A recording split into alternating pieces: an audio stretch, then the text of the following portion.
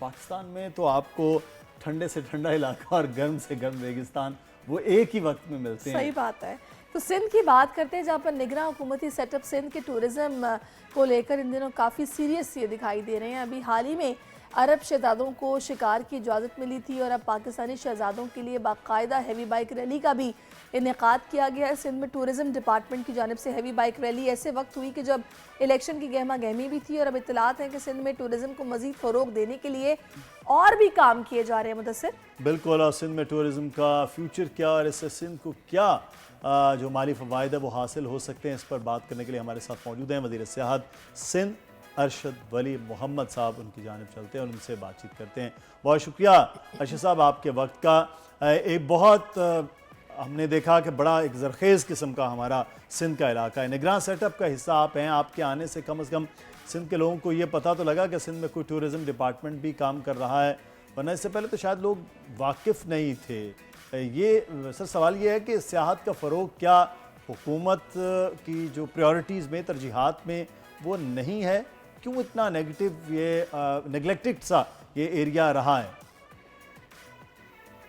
देखिए, ये तो पिछली गवर्नमेंट की जो भी पॉलिसी थी उसके ऊपर मैं तो कोई कुछ कमेंट नहीं कर सकूंगा, लेकिन अब जो आपने देखा होगा ख़ास तौर पे कोविड के बाद जिस तरह दुनिया के अंदर जो सिस्टम चेंज हुए हैं उसमें टूरिज़म जो है ना वो अपनी एक जगह बना गया है। पहले वर्ल्ड वाइड टूरिज़म था तो सही, लेकिन इतना नज़र नहीं आता था। पाकिस्तान के लिए जो है टूरिज़म निहायत ज़रूरी है और इसको रियलाइज़ करना शुरू कर दिया है लोगों ने, और मेरे ख़्याल में इंशाल्लाह आने वाली गवर्नमेंट भी जो है मेरी टीम की जो पॉलिसीज़ हैं हमने जो बनाई हैं, जो हमने इसके ऊपर इनिशिएटिव्स लिए हैं, वो ज़रूर उसको ये लोग कंटिन्यू करेंगे, क्योंकि टूरिज़म के साथ बहुत सी एक्टिविटीज़ जो हैं वो अटैच्ड होती हैं, चाहे वो कार रेंटल्स हों, होटल्स हों, रेस्टोरेंट्स हों, एयरपोर्ट हो, एयरपोर्ट के अंदर जो जॉब्स हैं। तो इस वक्त जो प्रायोरिटी गवर्नमेंट दे रही है वो यही दे रही है कि जॉब्स नहीं हैं यहाँ पे, जॉब्स की क्रिएशन बहुत ज़रूरी है। इसी तरह से जो होटल्स हैं उनकी ऑक्यूपेंसी रेट्स जो हैं उनको बढ़ाना बहुत ज़रूरी है, नए होटल्स को लाना बहुत ज़रूरी है। तो वो होटल्स उसी वक्त नए आएंगे जब यहाँ पे टूरिस्ट का आना ज़्यादा होगा, टूरिस्ट आएगा, टैक्सेस देगा, पे करेगा, जॉब्स क्रिएट होंगी। तो अब लोगों ने भी इसको रियलाइज़ करना शुरू कर दिया है और आने वाली गवर्नमेंट जो है वो इंशाल्लाह देखिएगा वो ज़रूर हमारी इस पॉलिसी को कंटिन्यू करेगी। सर अगर नंबर्स की बात की जाए तो इस वक्त टूरिज्म से सिंध में कितना रेवेन्यू हम जनरेट कर रहे हैं और रेवेन्यू जनरेशन के लिए हम कितना पैसा खर्च कर रहे हैं? देखें, जो Sindh tourism development corporation STDC है, वो एक कॉरपोरेशन है, उसको एक मखसूस ग्रांट मिलती है। मेरे पास एग्जैक्ट फिगर इस वक्त मेरे पास मौजूद नहीं है, लेकिन वो जो ग्रांट मिलती है वो पूरी नहीं है। अभी हमारी जो वीकली मीटिंग होती है उसमें मैंने मैनेजिंग डायरेक्टर जो हैं फयाज साहब, उनको यही इंस्ट्रक्शन दी है कि हमें इस सूबे को इंटरनेशनल लेवल के ऊपर हमें प्रमोट करना है, जिसके लिए हमें हैवी फंडिंग की ज़रूरत होगी। और मैंने कहा है उनको कि अपना केस एक ऐसा बनाएं आने वाली गवर्नमेंट के लिए कि कम से कम हमें 2 से 3 गुना ज़्यादा फंडिंग की ज़रूरत पड़ेगी। और जब वो हम ये एक तरह का बिज़नेस है, इसमें जितना आप इन्वेस्ट करेंगे उसका डबल ट्रिपल आपको रिटर्न मिलेगा। तो वो उन्होंने एग्री किया है और हम इस बजट को बढ़ाएंगे ताकि जो प्रमोशन करनी है हमें साइट्स की भी, और इसी तरह जो हेरिटेज की साइट्स हैं, हेरिटेज को भी अपना बजट बढ़ाना पड़ेगा, क्योंकि स्टैंडर्ड्स का काफ़ी यहाँ पर मसला है, रोडों का मसला है, रिज़ॉर्ट्स का मसला है। तो जब तक आप किसी किस्म की इम्प्रूवमेंट नहीं लाएंगे, लोगों को अट्रैक्ट नहीं करेंगे, उसकी मार्केटिंग नहीं करेंगे, तब तक अवेयरनेस नहीं होगी। अवेयरनेस नहीं होगी तो लोग नहीं आएंगे। और हमें सिर्फ अपने डोमेस्टिक टूरिज़म के ऊपर नहीं रिलाई करना है, नेशनली भी इसको प्रमोट करना है। तो उसके लिए काफ़ी फंडिंग की ज़रूरत होगी, जिसका मैंने ऑलरेडी इंस्ट्रक्शंस दे दी हैं कि इसको तकरीबन एटलीस्ट जो ग्रांट मिलती है। यहाँ पर ये जानना चाहेंगे, ग्रांट तो वो होंगे ना जो हम खर्च कर रहे हैं, हम कमा कितना रहे हैं, इस वक्त जो साइट्स हमारे पास है इससे कितना रेवेन्यू जनरेट हो रहा है? टू बी वेरी ऑनेस्ट, इस वक्त तो कुछ भी नहीं हो रही है, क्योंकि जैसे मैंने बताया कि यहाँ पे ना इंफ्रास्ट्रक्चर है कि लोग आएँ और ठहरें, ना इनके पास कोई मैकेनिज़्म है। अब ये हमने शुरू तो कर दिया है, मैकेनाइज कर दिए हैं रिजॉर्ट्स, 22 रिजॉर्ट्स हैं हमारे, उनको मैकेनाइज कर दिया है। एक दो रिजॉर्ट पहले सारे लॉस मेकिंग थे, अब उसमें से 2-3 जो हैं वो प्रॉफिट में आना शुरू हो गए हैं। जब तक सिस्टम मैकेनाइज नहीं होगा, अकाउंटिंग उनकी प्रॉपर नहीं होगी, उसके ऊपर चेक एंड बैलेंस नहीं होगा, आपके पास नंबर्स नहीं आएंगे। तो अनफॉर्चुनेटली अभी तक तो इस कोई फिगर हमारे पास सामने अवेलेबल नहीं है। और हमने जो टूरिज़म पॉलिसी जो आज तक कभी नहीं थी वो हमने बना दी है, उसके अंदर जो है उसके गए हैं। तो आने वाले वक्तों के अंदर हर चीज़ के नंबर्स आपके पास मौजूद होंगे, लेकिन इस वक्त अच्छा, मेरे पास कोई इस किस्म की कोई एग्जैक्ट फिगर्स नहीं है कि मैं आपको दे सकूं। टूरिज्म की बात कर रहे हैं तो इसके फ़रोग में जो सबसे बड़ी रुकावट आपको नज़र आती है, मैं चाहूँगी कि वो बताइएगा। गोरखिल की बात भी अगर की जाए तो वहाँ सिर्फ एक सरकारी रेस्ट हाउस है। हम प्राइवेट सेक्टर को क्यों इन नहीं करते हैं? क्यों हम गोरखिल की ज़मीन लीज़ पर नहीं देते हैं? वहाँ रेस्टोरेंट्स नहीं बनवाते हैं, वहाँ होटल्स नहीं बनवाते हैं? आखिर इतने सालों में गोरखिल को ही क्यों डेवलप हम लोग नहीं उस तरह से कर सके? गोरखिल मेरी प्रायोरिटी के ऊपर नंबर 1 पे है, और पिछले 4-5 महीनों के अंदर जब से हम आए हैं यहाँ पे, मैंने इसके ऊपर ख़ास काम किया है। गोरखिल्स की मैं आपको अपडेट इस तरह करता चलूँ कि SIFC के अंदर हमने गोरखिल्स के प्लान को इंक्लूड करवाया है, और लास्ट कैबिनेट मीटिंग के अंदर जो गोरखिल्स डेवलपमेंट अथॉरिटी बनी हुई थी, जिसके पास सिवाय पेपर्स के कुछ भी नहीं था, हमने उस लैंड को जो तकरीबन 284,000 एकर्स की लैंड है वो हमने गोरखिल्स को दिलवा दी है। और SIFC के तहत उसके ऊपर काम शुरू हो जाएगा बहुत जल्द। वहाँ पे जो रोड है उसकी कंस्ट्रक्शन का काम इमीडिएटली शुरू कर रहे हैं। गोरखिल्स के टॉप जो है वो तकरीबन 2,800 एकड़ है। उसके ऊपर जो प्रोग्राम है वो यही है कि पब्लिक प्राइवेट पार्टनरशिप के तहत हम वहाँ पे जितनी भी पाकिस्तानी और इंटरनेशनल कंपनीज़ हैं उनको हम वहाँ इनवाइट करेंगे, और उनको उनके हिसाब से उनको लैंड हम देंगे लॉन्ग टर्म बेसिस के ऊपर, ताकि वो अपने वहाँ पे रिजॉर्ट्स बनाएं और उस इलाके को तरक्की करें। तो ये प्रोसेस ऑलरेडी शुरू हो गया है, क्योंकि ये गवर्नमेंट का प्रोसेस है। आपको पता है मेरिट को देखना बहुत इंपॉर्टेंट है, किसी किस्म का कोई लीकेज ना हो, किसी किस्म की कोई इसमें किसी को शिकायत ना हो।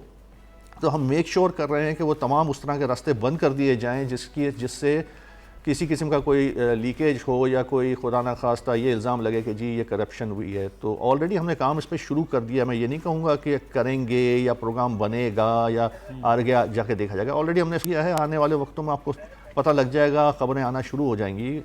बड़ा तेज़ी में काम चल रहा है गोरखिल्स के ऊपर, इसको हम यहाँ का मरी बनाएंगे इंशाल्लाह से इनका। अच्छा अर्शद साहब, ये तो बहुत अच्छी बात है कि गोरखिल के डेवलपमेंट प्लान पर काम शुरू हो गया है। सर सिक्योरिटी के हवाले से भी आवाम में तशवीश पाई जाती है कि वहाँ सिक्योरिटी के इशूज़ भी हैं, इस हवाले से क्या साथ पे प्लान कर रहे हैं? देखिए, पहला क्वेश्चन जो आपका है टाइम, ये कम से कम मिनिमम 3 साल तो इसको लगेंगे, क्योंकि वो इलाके में कुछ भी नहीं है, बिल्कुल खाली पड़ा हुआ है वो। तो उसके पेपर वर्क को कंप्लीट करके उसके RFPs फ्लोट करके लोगों को देना, ये तो तकरीबन साल तो ये खा जाएगा। उसके बाद डेवलपमेंट का काम शुरू होगा।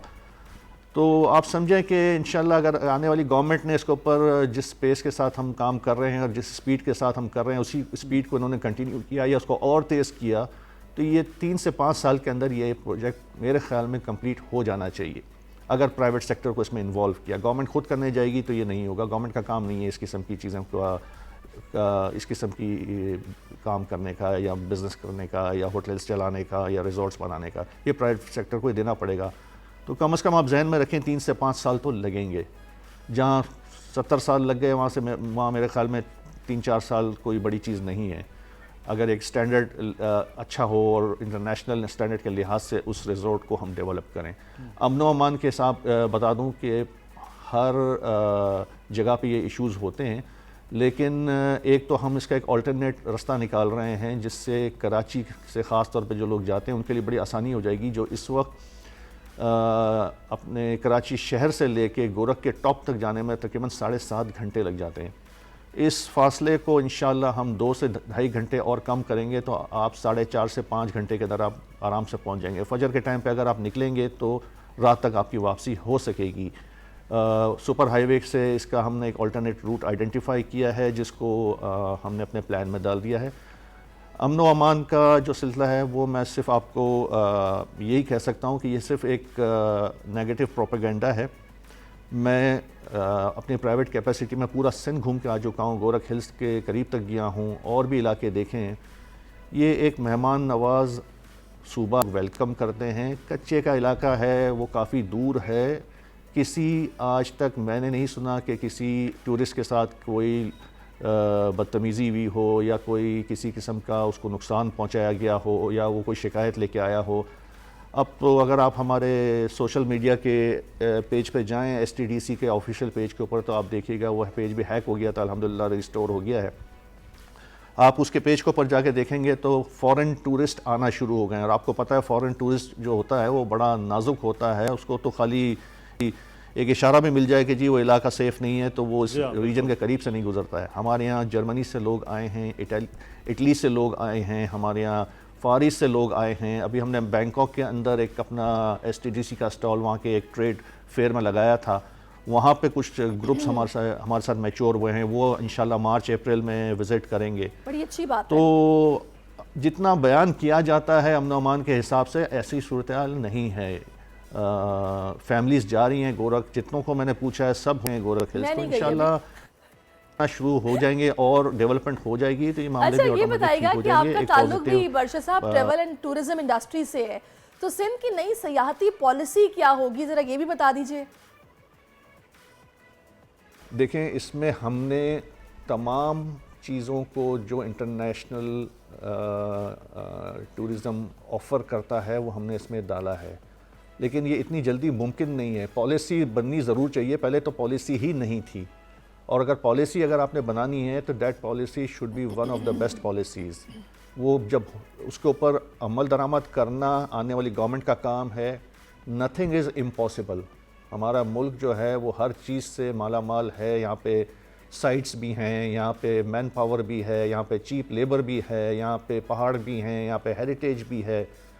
तो मैंने तमाम वो चीज़ें इसमें डलवाई हैं, how to develop the tourism and what would be the way forward. तो वो चीज़ें सारी जो हैं वो खाली मेरे अकेले की नहीं है, मेरे साथ 3 और एक्सपर्ट जो मुझसे ज़्यादा एक्सपर्ट हैं इस टूरिज़म इंडस्ट्री के, जिन्होंने पूरी दुनिया ट्रैवल की है, पूरी दुनिया का उनको एक्सपीरियंस है, उनको भी हमने इसमें तकलीफ़ दी थी कि वो भी अपना इनपुट डालें। तो ये तकरीबन 8 से 9 लोगों का जो एक्सपर्ट हैं टूरिज़म के, उनका चलें जी। इसमें इनपुट शामिल है। अरशद साहब, बहुत अच्छा लगा आपसे बात करके। उम्मीद है कि आप जिस तरह सोच रहे हैं वैसे ही चीज़ों को जो पाइपलाइन में मौजूद है उन पर काम भी अगर उन्हें कंप्लीट किया जाएगा। और अगली आने वाली हुकूमत को असल में तो करना है ना। अब वो आ रहे हैं तो टूरिज़्म के हवाले से क्या चीज़ें होती हैं। आप गोरख हिल बता रही थी, नहीं गई? नहीं, मैं नहीं गई। आप गए? नहीं, मैं भी नहीं गई। जाना चाहिए वैसे। वो बिल्कुल, बता रहे हैं बहुत कि अगर आप अच्छी जगह फजर के वक्त निकलेंगे तो आप शाम में 7-8 मैंने बजे कुछ रात को व्लॉग्स पहुंच सकते देखे हैं। वहाँ पर, बड़े ज़बरदस्त है और बड़ी खूबसूरत जगह है।